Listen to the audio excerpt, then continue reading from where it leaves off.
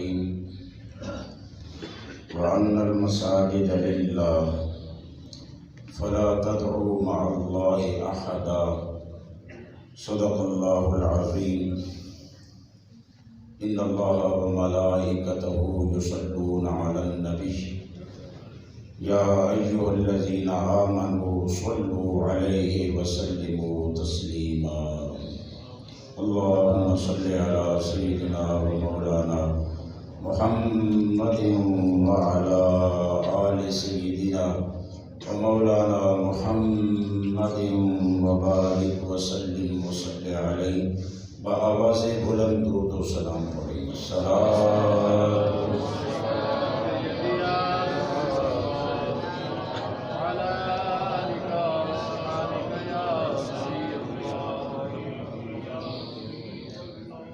معزز محترم حاضرین و سامعین، اللہ تعالیٰ نے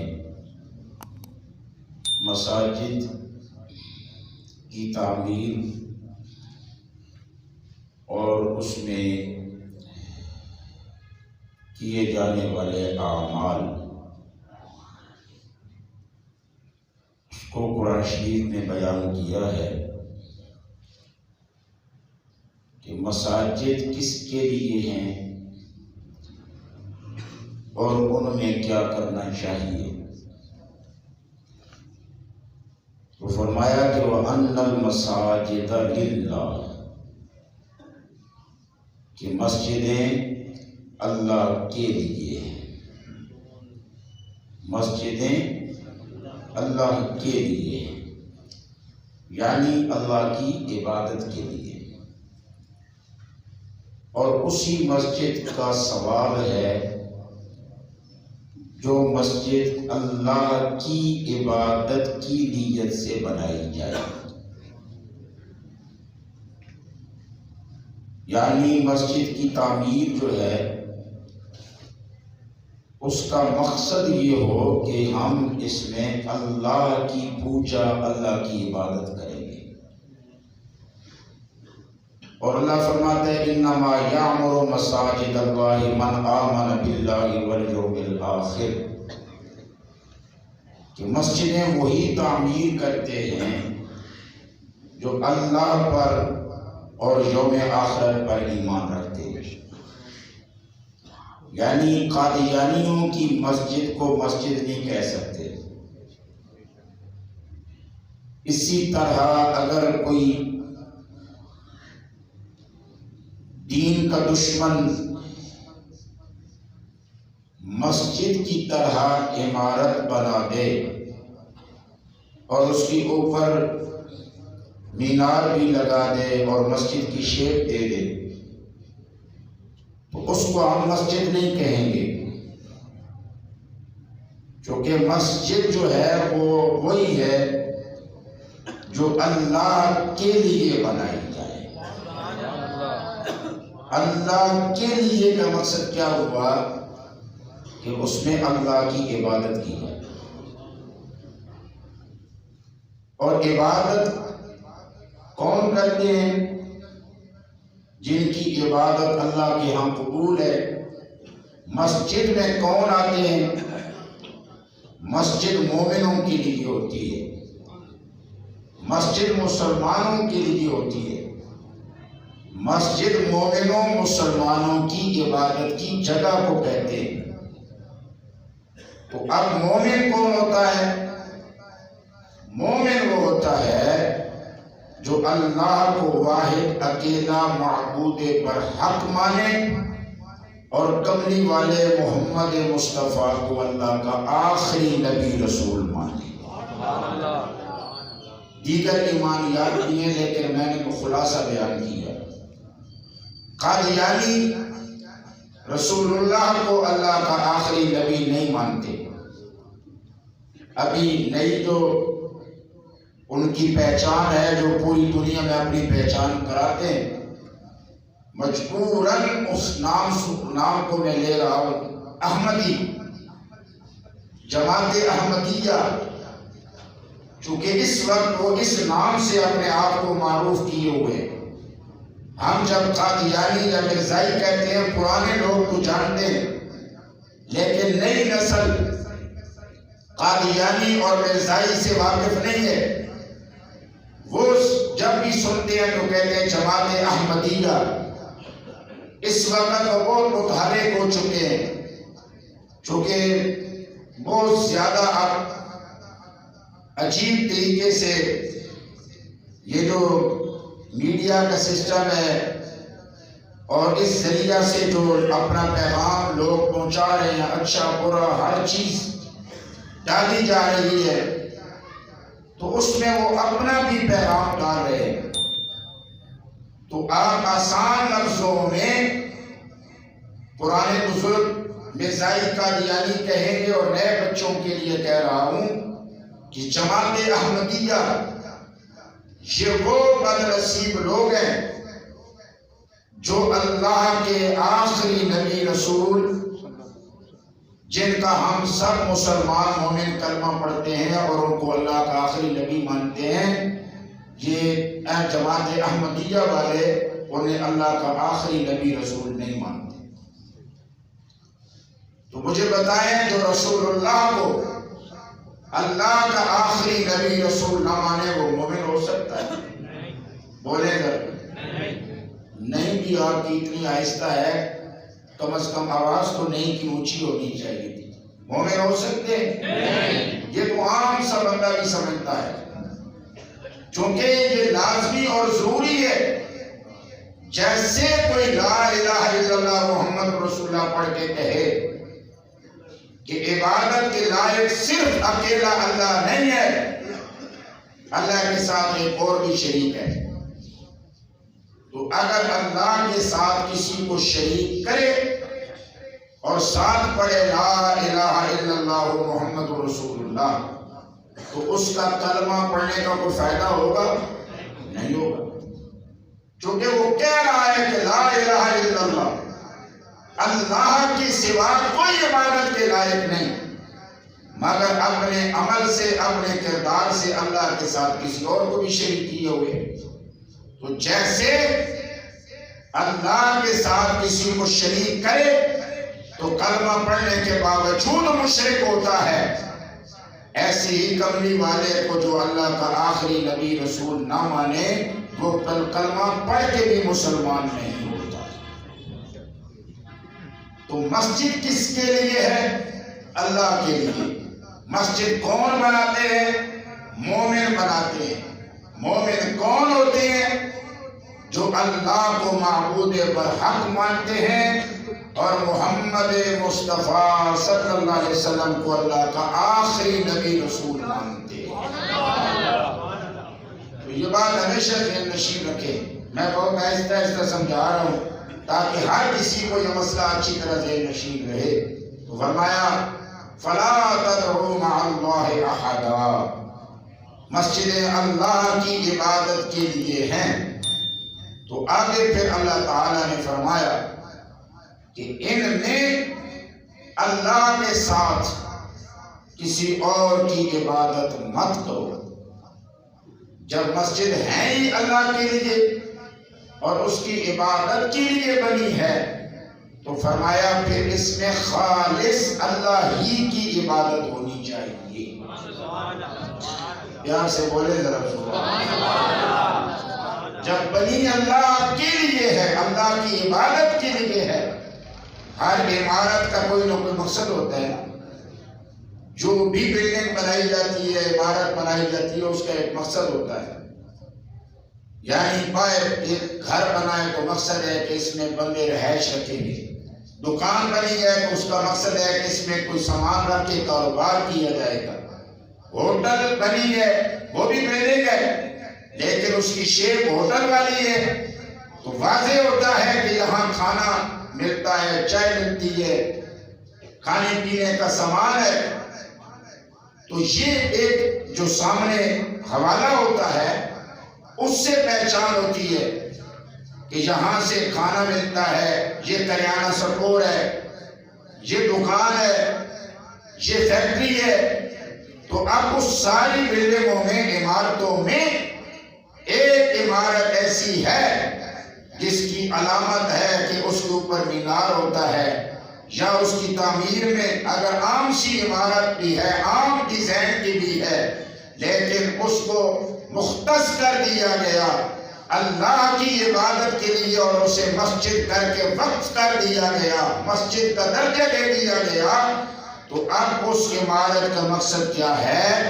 مسجد جب دروازے پر لکھ دیا تو اب مسجد کہنے کے بعد اب اس میں سوائے اللہ کی عبادت کے اور کوئی کام ہو سکتا نہیں، اس لیے مسجد بنائی جاتی ہے۔ اب اس مسجد کے بنانے میں جتنا ثواب ہے، اجر ہے، وہ سارے کا سارا ان کے لیے ہے جو مومن ہیں۔ وہ لوگ ان کے لیے ہے جو مومن ہے۔ اب منافقین مدینہ نے بھی مسجد بنائی تھی، اس کا بھی ذکر قرآن شریف میں ہے۔ انہوں نے رسول اللہ کی مسجد کے مقابلے میں مسجد بنائی، تو ان کو پتا تھا کہ مسلمان مسجدوں میں جاتے ہیں، تو انہوں نے کہا جی کہ ہم بھی مسجد بناتے ہیں، اور مقصد یہ تھا کہ مسجد میں کچھ لوگ آ جائیں گے اور آہستہ آہستہ ہم ان کا ذہن بنائیں گے کہ تم جس نبی کا کلمہ پڑھ رہے ہو یہ وہ نہیں ہے جن کا انتظار کیا جا رہا تھا۔ منافق جو تھے مدینہ شریف کے، وہ اوپر سے مسلمانوں کے ساتھ تھے اور اندر سے وہ رسول اللہ کو نہیں مانتے تھے۔ اب اللہ نے حکم فرمایا پیارے حبیب جب تک ہماری مرضی ہے، حکمت ہے، میں بھی پردہ ڈالے دیتا ہوں، تو بھی پردہ ڈالے رکھ، ان کو چلنے دے ان کو۔ اب انہوں نے علیحدہ مسجد بنائی اور اس کا ذکر اللہ نے قرآن شریف میں فرما دیا، وَالَّذِينَ اتَّخِذُوا مَسْجِدًا ضِرَارًا وَكُفْرًا وَتَفْرِيقًا بَيْنَ الْمُؤْمِنِينَ وَإِرْصَادًا لِمَنْ حَارَبَ اللَّهَ وَرَسُولَهُ۔ یہ قرآن شریف میں ارشاد ہے، مسجد بنائی اس واسطے کہ مومنین میں تفریق ڈالی جائے، یعنی کچھ لوگوں کا ذہن یہاں پر بیٹھ کے خراب کیا جائے رسول اللہ کے بارے میں، یہ کہا جائے کہ جی آپ ان کو نبی نہ مانیں، یہ وہ نہیں ہے جن کا کلمہ پڑھنا ہے ہم نے، لہذا شک میں مبتلا کر دیا جائے۔ تو پھر جب مسجد بن گئی تو رسول اللہ سے انہوں نے کہا کہ آپ آئیں ہمارے اس مسجد میں، آپ نماز ادا فرمائیں۔ تو جب حضور نے ارادہ کیا کہ میں اس مسجد میں جاؤں تو اللہ تعالیٰ نے قرآن شریف کی آیت نازل کر کے مصطفیٰ کو جانے سے منع فرما دیا۔ اللہ اکبر، پیار سے بولو سبحان اللہ۔ یعنی تمیز کرا دی کہ ہر جگہ جہاں مسجد کا بورڈ لگا ہے وہاں منہ اٹھائے نہ جاؤ۔ قادیانیوں نے عبادت خانہ لکھا ہے، مسجد لکھا ہے، تو آپ مسلمانوں اتنا تو شعور پیدا کرو کہ ہم نے کن کے ساتھ مل کے اللہ کی عبادت کرنی ہے۔ تو رسول اللہ کو جانے سے منع کر دیا منافقوں کی مسجد میں، تاکہ قیامت تک رسول اللہ کی امت کو یہ مسئلہ ذہن نشین رہے کہ ایسے جو بھی قیامت تک لوگ ہوں گے جو باہر سے اور کچھ ہے اندر سے کچھ اور ہیں، ان کے ساتھ وہ لوگ جا کے نہ کھڑے ہوں جو اندر سے بھی مصطفیٰ کے غلام ہیں اور باہر سے بھی مصطفیٰ کے غلام ہیں۔ یہ اللہ تعالیٰ نے قیامت تک رسول اللہ کی صورت میں نمونہ مہیا کر دیا۔ تو اس لیے مسجد حقیقتاً وہی ہے کہ جو اللہ کی عبادت کے لیے تعمیر کی جائے۔ اب فرض کیا کئی جگہوں پہ ایسا ہوتا ہے کہ مقابلے میں مسجدیں بنائی جاتی ہیں، چودھریوں کا مقابلہ ہوتا ہے، راجوں کا مقابلہ ہوتا ہے، چیموں کا، چٹھوں کا، یہ پنجاب کے علاقے میں دیہاتوں میں مقابلہ تن کہ فلاں کے بیٹے نے مسجد بنائی تو لہٰذا میں بھی مقابلے میں ایسی مسجد بناؤں گا۔ لوگ اس کا نام لے رہے ہیں، نیت تو اللہ جانتا ہے، لیکن عموماً یہ خیال ہوتا ہے کہ جی ہم نے بھی اس کے مقابلے میں بنانی ہے مسجد، تو اس میں شرعی مسئلہ یہی ہے انما الاعمال بالنیات، کہ سارے اعمال کا دار و مدار نیتوں پر ہے۔ اگر نیت یہ ہے کہ یار اس چودھری کا نام بڑا گاؤں والے لے رہے ہیں، لہذا میں بھی اس سے بہتر بڑا مینار نکال کے مسجد بناؤں تاکہ لوگ میری واہ واہ کریں، تو علماء نے صراحت سے لکھا ہے کہ ایسے بندے کو چاہے وہ کروڑ روپیہ لگا کے مسجد بنا دے، ایک ذرہ بھی ثواب نہیں عطا کیا جائے، اس کا پیسہ ضائع، چونکہ نیت اس کی اللہ کے لیے نہیں ہے، نیت اس کی اللہ کے لیے نہیں ہے۔ اور ایک بندہ جو ہے اس نے دیکھا کہ یہاں چھوٹا سا اڈا ہے، سٹاپ ہے، وہ مسافر یہاں رکتے ہیں، اس نے چھوٹا سا جھونپڑا کھڑا کر دیا۔ نیت یہ تھی کہ جو لوگ یہاں کچھ دیر رکیں گے، اگر نماز کا وقت ہو جائے تو وہ مسافر یہاں اس جھونپڑے میں نماز پڑھ لیں۔ اس پر 5,000 خرچ آیا، 10,000 آیا، نیت اچھی تھی تو وہ تنکوں کی بنائی مسجد اللہ کے ہاں قبول ہو گئی۔ یہاں نیت میں فطور آیا تو کروڑ روپیہ لگا کے بھی اس کے ہاتھ کچھ نہ لگا، تو لہذا قرآن شریف نے ہمیں یہ مسئلہ سمجھایا، اللہ کی طرف سے یہ تعلیم دی گئی کہ اے ایمان والو، مسجدیں تم نے ہی تعمیر کرنی ہیں، مگر ہمیشہ اس میں نیت یہ رکھنا کہ مسجدیں میری عبادت کے لیے بنائی جائیں، مسجدیں اللہ کی عبادت کی خاطر بنے، اللہ کے لیے بنے، اس میں صرف یہ نیت ہو کہ بس اللہ کے لیے بنا رہا ہوں، پیسہ اللہ کے لیے لگا رہا ہوں، محنت اللہ کے لیے کر رہا ہوں، دھوپ اللہ کے لیے برداشت کر رہا ہوں، یہ بارش اللہ کے لیے برداشت کر رہا ہوں، یہ لوگوں کی باتیں اللہ کے لیے برداشت کر رہا ہوں، مجھے کوئی اچھا کہے برا کہے اس سے کوئی غرض نہیں ہے، بس اس لیے یہ گھر بنا رہا ہوں کہ میرا رب مجھ سے خوش ہو جائے۔ اللہ کے لیے مسجدیں ہیں، اس کی عبادت کے مراکز ہیں، اور فرمایا ان میں اس کے ساتھ کسی اور کو نہ پوجو۔ اس میں کچھ لوگوں نے کچھ عرصہ تک ایک مخصوص ذہنیت کے ساتھ اس کا معنی پکارنا کیا، اور پھر اسی بنیاد پر مسجدوں میں نعت پڑھنے والوں سے لڑائیاں کی کہ فلا تدعوا مع اللہ احدا، اس کا معنی یہ کیا کہ اللہ کے ساتھ کسی اور کو مت پکارو۔ تو جب یہ معنی کیا تو پھر مسجد میں جب نعت پڑھی جانے لگی تو کئی ایک اچھی خاصی عمروں والے لوگوں کو طیش آ جاتا، اور وہ مسجد میں نعت پڑھنے والے بچوں کے آگے سے سپیکر ہٹا لیتے، بچوں کو نعت نہ پڑھنے دیتے مسجد میں۔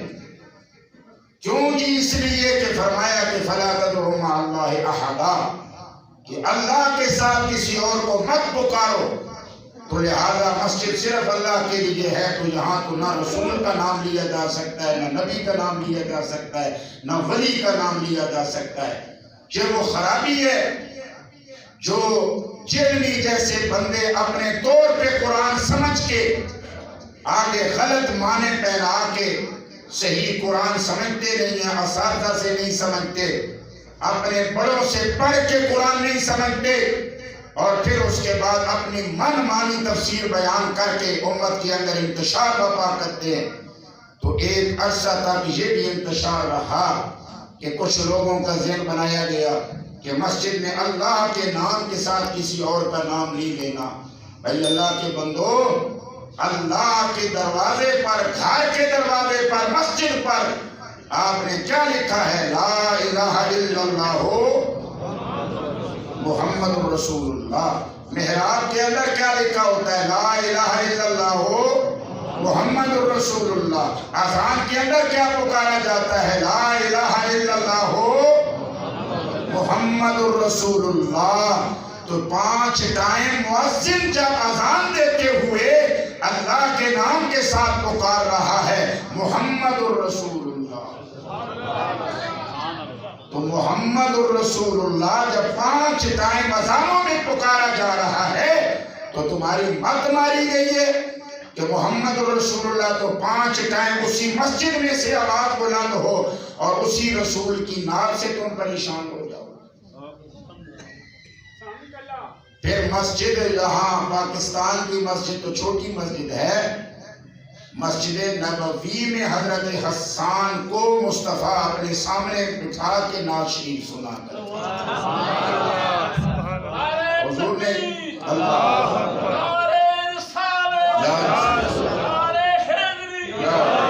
حضور نے یہ فتنہ ہی ختم کر دیا کہ کل کلام کو اس آیت کا غلط معنی پہنا کے میرے غلاموں کو مسجد میں نعت پڑھنے سے منع نہ کر دے. تو رسول اللہ نے خود اپنی موجودگی میں حضرت حسان ابن ثابت کو منبر پہ بٹھا کے مدینے والے میں نعت پڑھنے کا حکم فرمایا. تو لہذا عبادت اللہ کی ہے، صرف اللہ کی عبادت ہے بس. اس کے علاوہ نعت بھی مصطفیٰ کی ہے، سلام بھی مصطفیٰ کا ہے. مسجد میں نعت بھی مصطفیٰ کے لیے پڑھنی ہے اور صلاۃ و سلام بھی مصطفیٰ کے لیے پڑھنا ہے. تو مسجد میں آؤ. مسجد کے ظاہری آداب ہیں، باطنی آداب ہیں. یہ اللہ کا گھر ہے. آخری جملہ کہہ رہا ہوں، مجھے یا آپ میں سے کسی کو اللہ تعالیٰ وقت نہ آئے، اچھا برا کسی پر بھی کبھی ہو سکتا ہے. معاشرہ بھی بڑا عجیب ہے. مجھے بھی ایک دفعہ عدالت میں جانا پڑا کہ لاؤڈ سپیکر پر تقریر کرنے کی وجہ سے میرے اوپر مقدمہ بنا. یعنی سپیکر جو اوپن سپیکر تھا اس وقت، تو باہر سپیکر آن تھا اور میں مسجد میں جہاں تقریر کر رہا تھا تو اوپن سپیکر کی آواز کی وجہ سے میرے اوپر پرچہ دے دیا گیا. مجھے اس وقت عدالت میں جانا پڑا. خیر وہ تو میرے حضرت صاحب کی برکت ہے کہ جج نے جو ہی مجھے پہلی دفعہ دیکھا تو مجھے اپنے چیمبر میں بلا کے کہا آئندہ آپ نے عدالت میں نہیں آنا. بس وہ تو حضرت صاحب کی توجہ ہے، حضرت صاحب کی برکت تھی، وہ ہو گیا. 2-3 مرتبہ اور بھی پھر معاملہ بنا. پہلی مرتبہ یہ ہوا تھا. تو اب یہ ہے کہ کوئی بھی جائے، جج بیٹھے ہوئے، عدالت لگی ہوئی ہے، ایک انسان ہے، انسان کو ایک نظام نے کرسی دی ہے، اس کرسی پہ بیٹھا ہوا ایک انسان ہے. اس کے آداب یہ ہیں کہ وہاں نہ آپ موبائل آن کر سکتے، نہ وہاں آپ اونچی آواز میں بول سکتے ہیں. وہاں صرف اور صرف آپ کا وکیل بات کرے گا بس. وہاں شور شرابے کی بھی اجازت نہیں ہے. تو بھائی مسلمانوں سوچو، اگر دنیا کی عدالت میں ایک انسان بیٹھا ہوا جج ہے، اس کے سامنے ہم اتنے آداب پورے کرتے ہیں، تو 5 ٹائم جو مسجد میں آتے ہیں یہ اللہ کا دربار ہے. یہ کس کا دربار ہے؟ بولو یہ کس کا دربار ہے؟ اللہ کا دربار ہے. تو جب وہاں اس نظام کے مطابق ہم ہر چیز کا خیال کرتے ہیں تو جو ساری کائنات کا مالک و خالق ہے اس کے گھر میں آنے کی بھی کچھ آداب ہیں. ان آداب کو بھی پیش نظر رکھا جائے. اللہ تعالیٰ نبی کریم علیہ السلام کے صدقے سے مسجد کی تمام تر برکتیں اللہ ہم سب کو نصیب فرمائے. وآخر دعوانا الحمدللہ.